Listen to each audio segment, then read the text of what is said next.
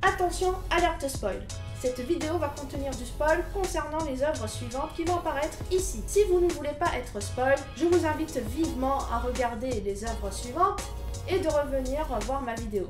En revanche, si vous les avez déjà vues ou que cela vous est complètement égal de vous faire spoil, alors je vous souhaite la bienvenue dans ma nouvelle vidéo et je vous souhaite également un bon visionnage.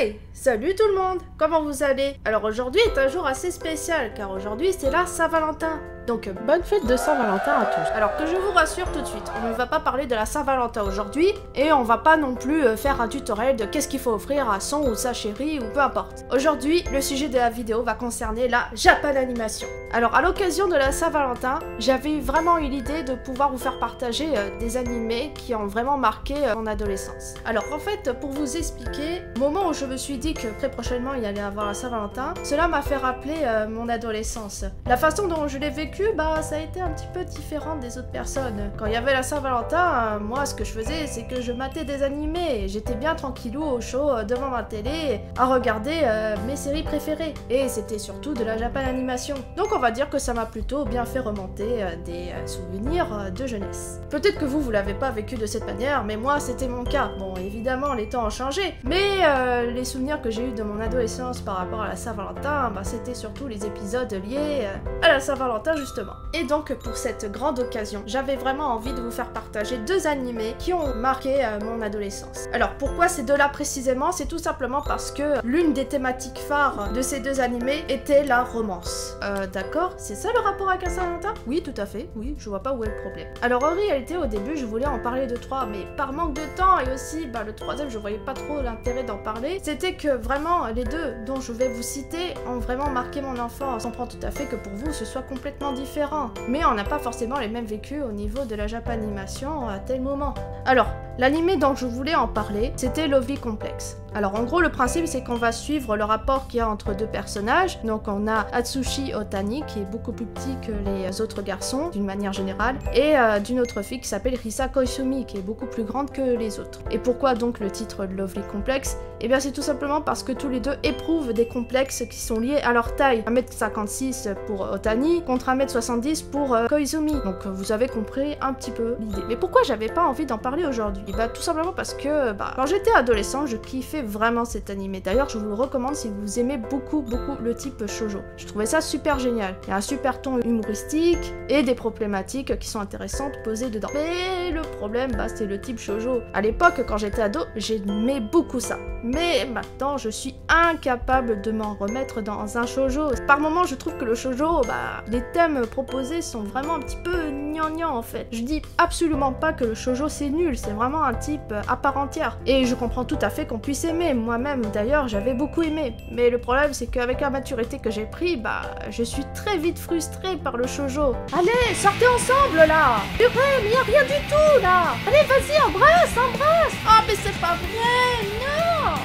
Mais il se passe rien! Oh, j'en peux plus! Par moments, je trouve que c'est hyper long à se mettre en place. Juste pour avoir deux mains qui se prennent ensemble, ça peut prendre des épisodes entiers. C'est trop long! Mais cependant, il y a des exceptions à la règle. Et je vais vous en faire part dans quelques instants. Attendez. Vous ne savez peut-être pas ce qu'est un shoujo? Oh, il va falloir tout réexpliquer. Bon allez, on fait ça très rapidement. Alors d'une manière générale, les mangas et les animés sont répertoriés selon différentes catégories. Et la catégorie correspond en fait à la cible du spectateur ou du lecteur de l'œuvre en question. Et il y en a plusieurs sortes. Donc il y a par exemple les shonen, donc ça va plutôt cibler les garçons adolescents à peu près. Par contre, si la cible de votre œuvre correspond plus à un cible de jeune fille, donc ça sera le shoujo. D'ailleurs, pour indication, shonen veut dire petit garçon, voire garçon adolescent, et shoujo c'est petite fille ou fille adolescente. Attention, ça n'a rien à voir avec les animés pour enfants. Là, on n'est pas du tout pour un public d'enfants. Ensuite, vous avez avez le seinen. Donc c'est en gros pour les garçons un peu plus matures, donc on va dire à partir de 18 ans. Mais je ne suis pas tout à fait d'accord avec cette appellation parce qu'au final dans les seinen on retrouve un peu de tout. Je trouve que c'est une catégorie vachement fourre-tout. En fait pour moi ça ressemble beaucoup à du shonen classique, sauf qu'il est un petit peu plus mature et au final il peut être vraiment tout public. Bon après je vais pas m'étaler sur toutes les catégories existantes. On peut retrouver par exemple le josei, ça concerne plus les femmes un peu plus matures, et il y a un grand nombre de catégories restantes, notamment côté mature, mais je pense que vous en savez pas mal là-dessus, et au pire des cas, je laisse faire vos recherches vous-même. Enfin bref, revenons à nos moutons. Alors pour aujourd'hui, ce que j'ai envie de vous présenter, c'est donc un shoujo et un seinen. Et nous allons commencer tout de suite avec un shoujo qui m'a vraiment énormément plu. Il s'agit de Tonari no Kaibutsu-kun, traduction, le monstre d'à côté. Sinon en français, c'est le garçon d'à côté, ou en anglais, c'est My Little Monster. Mais pourquoi les titres changent autant selon la langue ?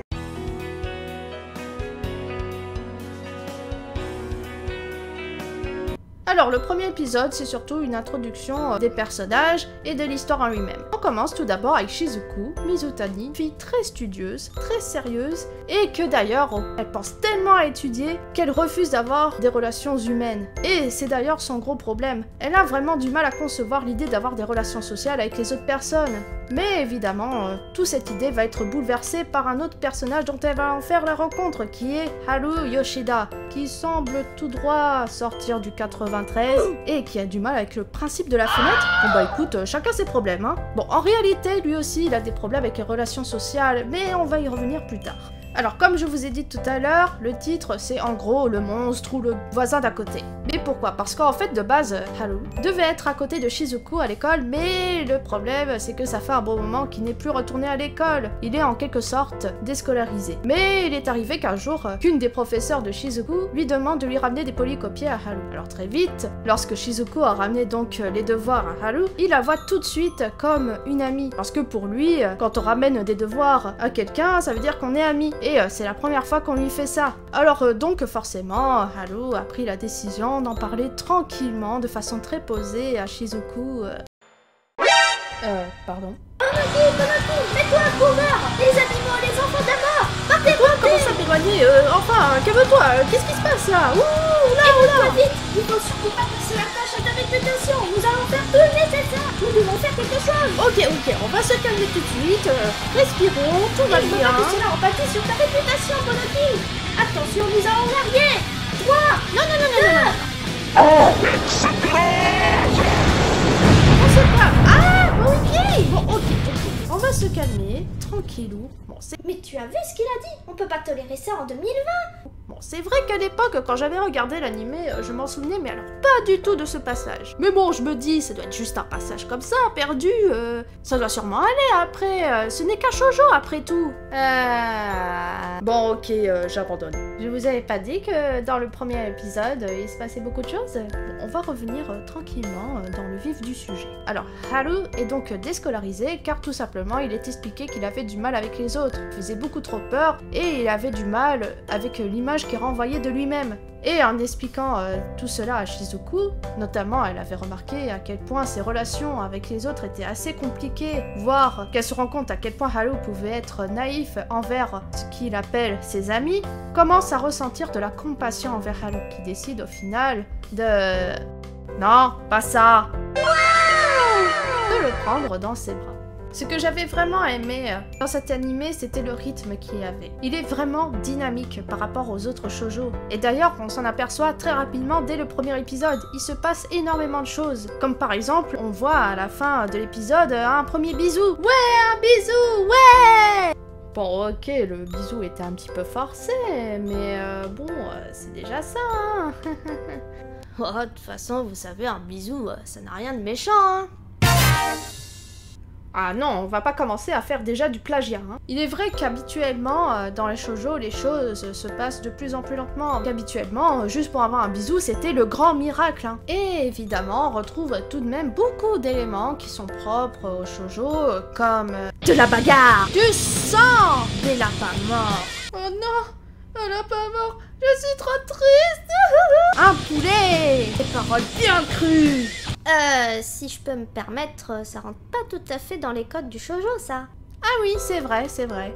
Bah c'est peut-être pour ça que j'avais bien aimé au final, hein.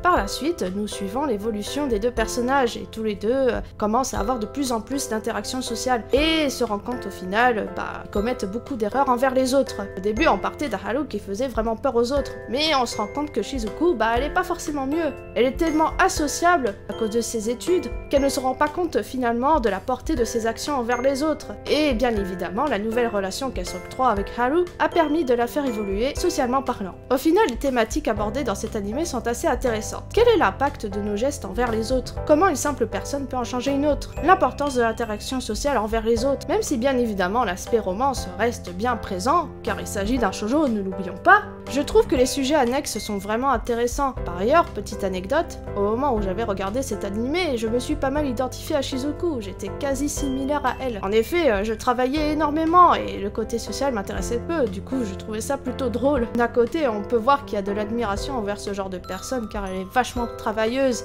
et très concentrée, mais de l'autre, il ne faut pas seulement la voir comme quelqu'un d'inhumaine. Il y a toujours un bout d'humanité en chacun, et c'est ce que cet animé essaie de transmettre comme message. En tout cas, pour ma part, si vraiment vous ne connaissez pas du tout, je vous invite à vraiment aller le voir. Je sais qu'en manga, ça dure un peu plus longtemps, d'ailleurs il faudrait que je le lise un jour, mais franchement, je vous le dis, ça vaut vraiment le coup. L'humour est rafraîchissant, l'anime est haut en couleur, les personnages sont vraiment attachants, et même si vous n'êtes pas adepte du shoujo, je pense que vraiment vous allez l'apprécier. C'était Tonari no Kaibutsu-kun, on passe à la suite. Alors, si je vous dis science-fiction, vous pensez à quoi? Star Wars. Ouais, classique. Quoi d'autre? Star Trek. Powiki, tu vas me faire tous les noms avec Star dedans? Bon, sinon, en manga et en animé. Evangelion. Pas mal. Ok, on a compris. Ensuite... Ghost in the Shell. Non, beaucoup. Effectivement, c'est pas mal. Maintenant, si je te dis Chobits. Mais tu avais dit qu'on ne parlerait pas de hentai aujourd'hui. Haha, excellent, oulala.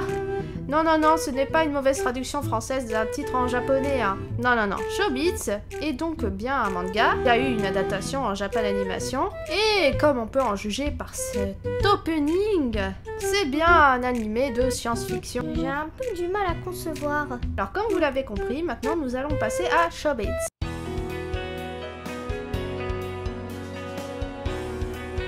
Alors, pour commencer, ce n'est pas un shoujo. Le studio Clamp a voulu inclure une histoire romantique, mais avec une connotation un peu plus mature qu'un shoujo habituel. Mais j'ai voulu en parler car ça reste tout de même dans la thématique de la romance. Mais une romance assez particulière, vous allez voir. Alors, juste pour vous informer, Chobits est un seinen qui a été adapté en animé en 2002. Oui, c'est un petit peu vieux, mais très honnêtement, ça reste toujours actuel. Et je trouve assez sympa de revoir ce genre d'animé un petit peu vintage.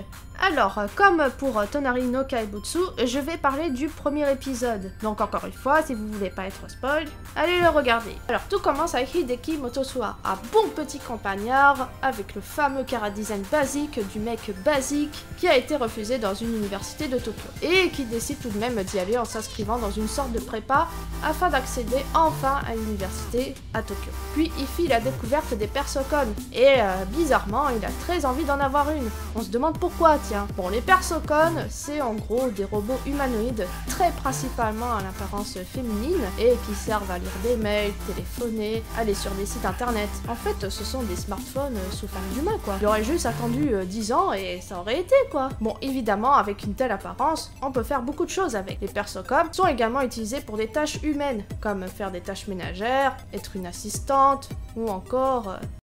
NANI? Mais mec, prends un ordinateur, c'est plus simple. Tu te compliques trop la vie, là. Enfin bref, depuis ce jour, il ne se retire plus l'idée d'avoir un Persocon. Et comme de par hasard, il en a trouvé une qui était jetée dans les ordures. Wow, si ça c'est pas une preuve de la loi d'attraction, hein. Non, n'y pensez même pas.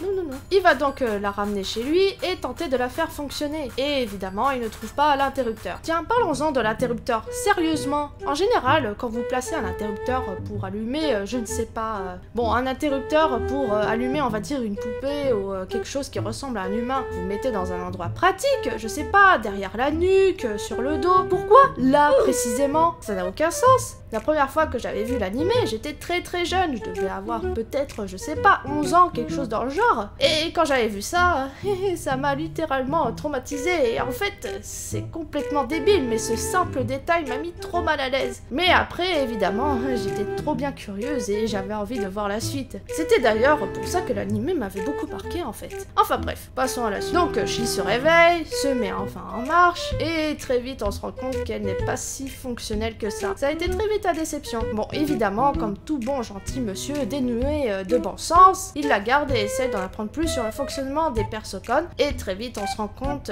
qu'elle pourrait être ce qu'on appelle un shobits. Alors c'est en fait une sorte de légende urbaine dans laquelle il s'agirait de persocones personnalisés, ultra puissants et très sophistiqués, limite proches de l'humain. C'est ce qu'on apprend dans l'épisode 2. Et par la suite, comme Shi n'y connaît pas grand chose à la vie, bah il va falloir tout lui faire apprendre. Comment parler, comment s'habiller, comment se déplacer dehors, comment aller à Pôle emploi. Et de fil en aiguille, bien évidemment, on apprend beaucoup plus sur les capacités de Shi et sur ses origines. Et ce qui est génial dans l'anime, c'est le sujet. Même s'il date des années 2000, il reste tout de même très actuel. L'époque à laquelle se déroule l'histoire est dans les années contemporaines, donc un futur très proche. Et bien évidemment, les questions qui se posent durant cet anime sont très actuelles. Les relations homme-machine peuvent être aussi réelles qu'entre humains.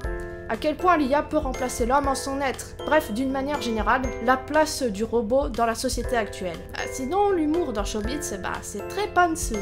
On est sur un humour assez similaire à City Hunter, mais en inversé. Le héros principal est un petit peu obsédé sur les bords, mais il garde quand même une certaine retenue dans certaines situations. Et Shi, elle est juste trop adorable. Son character design est superbe, et bien sûr, elle est encore mieux en manga. Bon, en VF, j'ai mis quelques réserves, mais ça passe quand même. En bref, un animé haut en couleur là aussi, des thématiques très intéressantes et beaucoup d'émotions.